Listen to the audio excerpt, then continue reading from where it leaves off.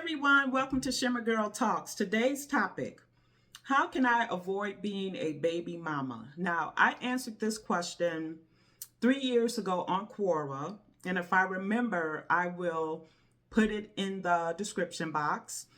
And thank you all for tuning in. If you watch my content and you have not subscribed yet, or you forget to like a video if you enjoyed it, please remember to do so. It doesn't cost a thing and it helps with the algorithm, and I appreciate you all.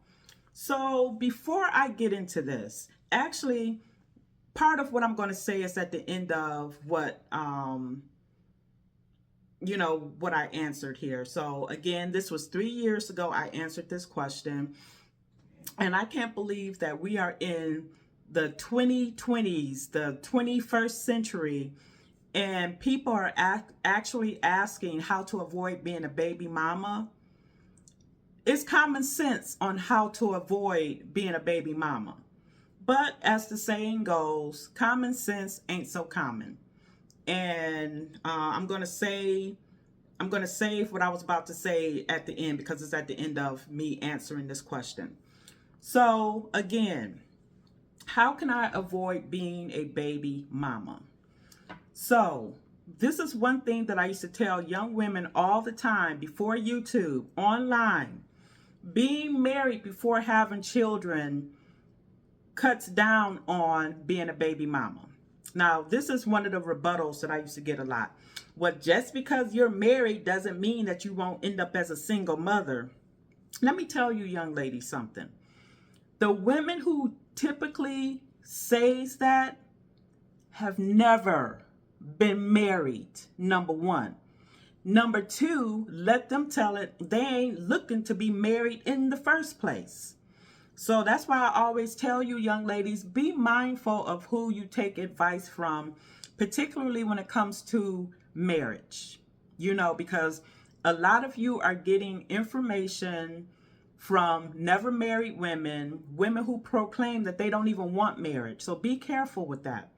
So being married first, I need to tell you ladies something, because a lot of the women who've never been married, they measure the idea of marriage and husbands to the loser boyfriends that they had children with. The men who was never planning on staying in their life, whether they had a kid or not. With a husband, your husband is not going to be as quick to just up and leave his family. I don't care what these never married women tell you. A husband typically is not going to be the one that's going to up and leave his family. Now, the other day, and I was going to address this, but I never got around to it. This lady posted on Facebook forum that I like to follow. She said 80% of women leave their marriages, so maybe we should be asking these men, why can't you keep a woman? I don't know why women like to compare themselves or compete with men. That's not the flex that she thinks that it is, apparently. 80% of women leave their, okay, and I've said this on my channel before. A lot of women who leave their marriages, it don't have to be anything bad going on. Literally nothing bad. You can go to TikTok. You could probably find some on YouTube of women fixing their mouths to say, I left a man because he was too good to me. Tia Mowry, she's a perfect example. Now, do we know what went on in her marriage? And I've said that before. No, but one thing she didn't say, and we know if DV was going on, if infidelity was going on, if an outside baby was going on, she would have been all over it, telling the whole world what he was doing. But she never did fix her mouth to say anything. I can't think of the word I want to use, but she did not come out saying anything horrible other than she needed to find herself.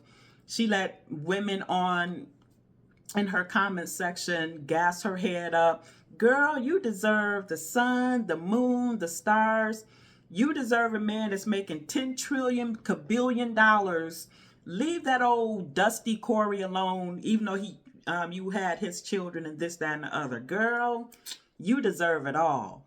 And she got her butt out there and she has not been able to find a man who even measures up to Corey. So that tells you something. So let me continue. Okay, and I just said that, because a lot of women say you can't prevent, being a single mother, but being married, certainly you have a greater chance of that man staying in your life and your children's life by allowing him to make you his wife.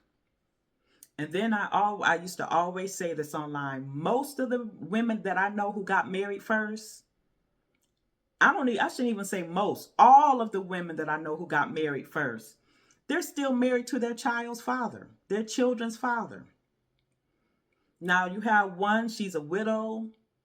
She's a widow now. And a lot of the women, yes, a lot of them are older than me, but you have some who are younger than me as well. They got married at 20, 21, 23. They're still with their husbands, the father of their children. It makes a huge difference. And I said this, even though I don't agree with premarital sex, but humans are going to be humans. So if you're going to engage in premarital sex, make sure you are on birth control and have him wear a condom. So you have women that say, well, even those aren't 100%. It's always the baby mamas, the promiscuous ones who always say stuff like that. When the women that I know who were wives, who then had their children, I've never heard them fix their mouths to say that. Never, ever, ever, ever, never. So thoroughly vet a man before jumping into bed with him. Men usually are upfront. It's women who don't always listen.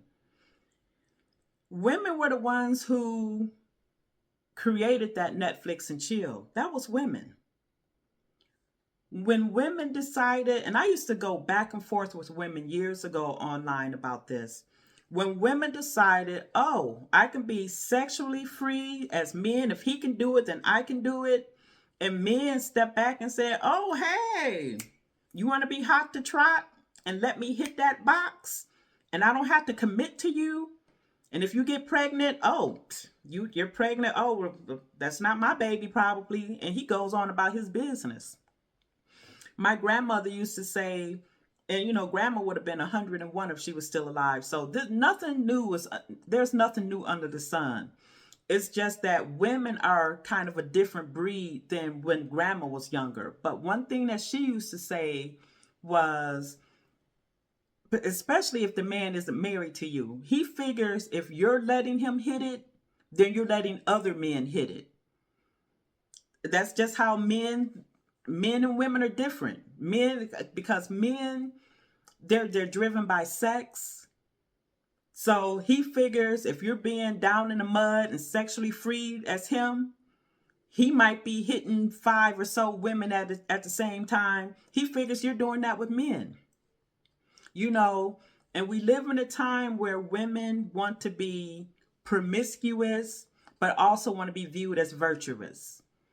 And I remember saying that online years ago, and this woman cussed me out. And I must have struck a nerve. She must have been one of those 304s who proclaims on the mountaintop that she's a 304 garden tool and you can't check her. Who gonna check me, boo? But she still want to be considered virtuous for that good man to come along and marry her. That's something that these women don't tell you. So if a man tells you he just want to kick it, he's not looking for a relationship, he doesn't want to get married, or let's get married, but have my baby first. You know how many women fall for that? Oh, yeah, let's get married. No, have my baby, and then we'll get married, or we'll see. And women fall for it. And here's the thing. Feminism has given women, I don't know how I want to word it. Women get to be strong, independent, don't need a man, but they also get to be damsel in distress.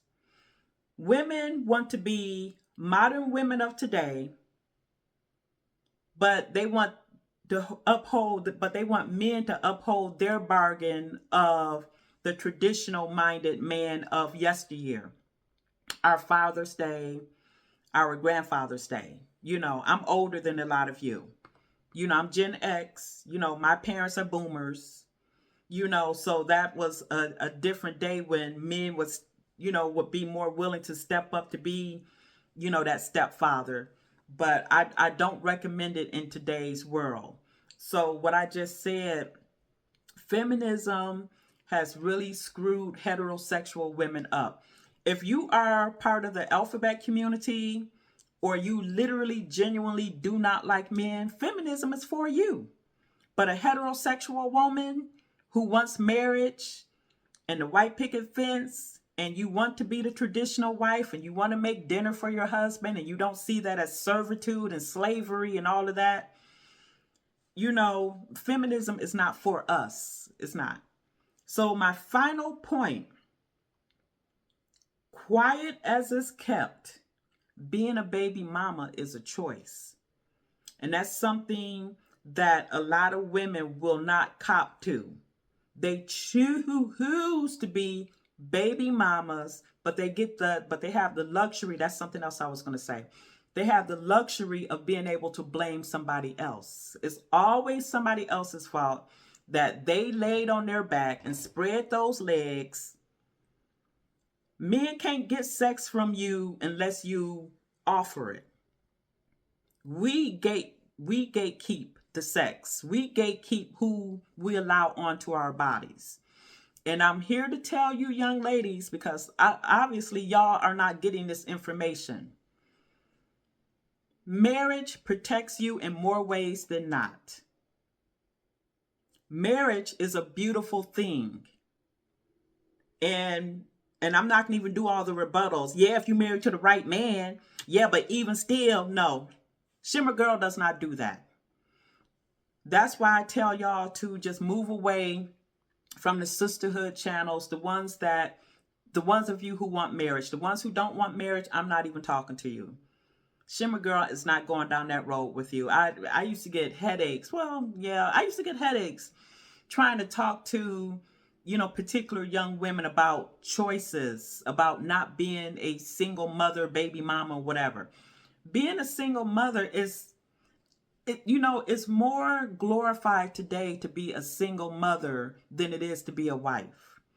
And for the women in our community, and I was going to do a separate video on that, maybe at a later date, Black women prefer to be mothers over being wives.